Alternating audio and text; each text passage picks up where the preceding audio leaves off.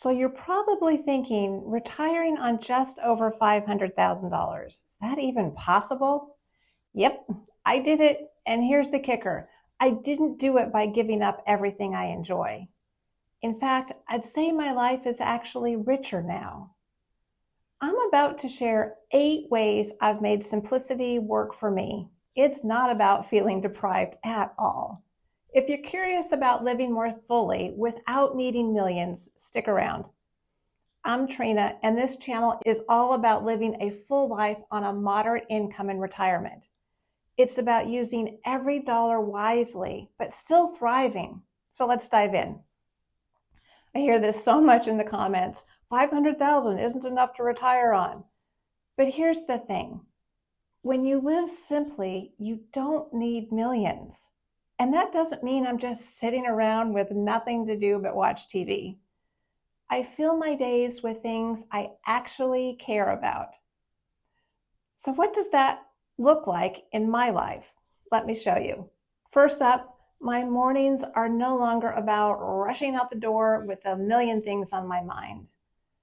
Back when I was working, my day started at the crack of dawn, sprinting to beat traffic and pushing through meeting after meeting. I live by the principle that productivity meant cramming every second of the day with tasks. Now I start slow. A quiet cup of coffee, a little Wordle puzzle, and then a workout. No rush, no stress, and best of all, completely free. These little routines bring me so much calm, and I feel like I've finally taken my mornings back. Now let's talk finances. One trick I use to make life easier is to automate my bills. I remember when paying bills felt like a chore, a specific bill day every month. Now all of my regular bills are on autopilot. I just check my statements occasionally for any errors on my time, and then I go on with my day. Less stress, no late fees, and more time for things that actually bring me joy. And if there's one place I turn to when I need a recharge, it's nature. I am so lucky to live in a city with trails that wind along rivers and through beautiful parks. I go for a walk every day, hike in the mountains at least once a week, and bike along the river. I've joined a women's outdoor group too. Being outdoors gives me more peace than I ever found in any expensive getaway. And guess what? It's all free. Books have always been my other escape. Here's a little flashback for you. I was grounded for an entire summer when I was a kid, and I thought it was the end of the world, until a friend brought me a big old paper bag filled with books. Those stories transported me, and ever since, reading has been my happy place. Now, thanks to library apps with hundreds of thousands of ebooks and audiobooks, I get that same thrill of discovering new worlds anytime I want, without spending a dime. As for food, I keep that simple too. I am no chef, and honestly, cooking's not my thing, and I'm not good at it either.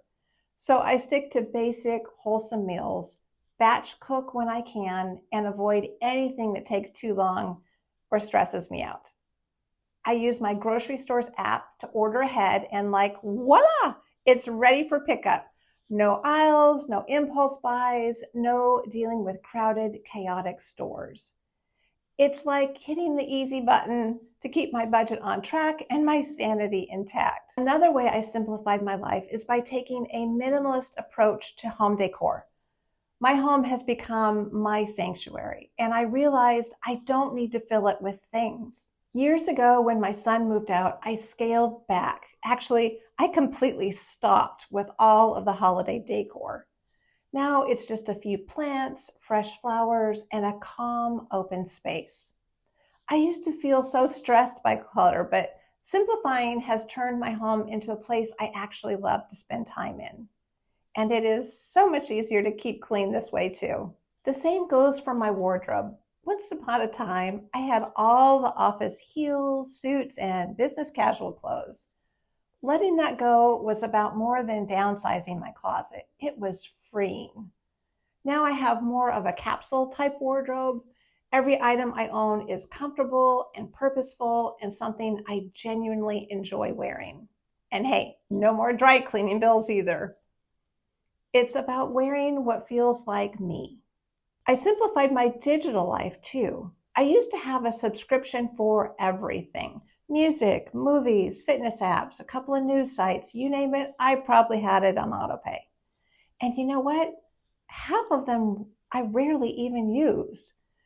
So I went through my subscriptions and asked myself, which ones do I actually look forward to using? Cutting back wasn't about depriving myself. It was about simplifying and making sure every subscription felt like something I genuinely valued. Now, I've got it down to a couple that actually make my life better. I kept my favorite streaming service, and I kept one free meditation app that I use all the time. By focusing on the subscriptions I actually enjoy, I don't feel like I'm missing out. I feel like I'm getting more from each one. And the best part, I am saving a little extra money each month too, which I can put towards things that matter more to me. Honestly, when you cut out the noise, the things you keep feel more satisfying. If you're looking for a simple way to save and declutter your digital life, give it a try. You might be surprised by how much lighter you feel. Living simply doesn't mean I miss out. I still go out, but I'm intentional about it. I love catching a local play, a community event, or maybe catch a weekend market. By living simply most of the time, I have more to spend on what truly matters to me, like travel and new experiences. So is $500,000 enough? For me, it absolutely is, because I'm focusing on what really brings me joy and fulfillment. These 8 changes have simplified my life and made space for a life I genuinely love. It's not about cutting out everything. It's about making room for what matters. I hope this gave you a little inspiration to simplify in your own way. Let me know in the comments, what's one small change that you could make to simplify your life? Until next time.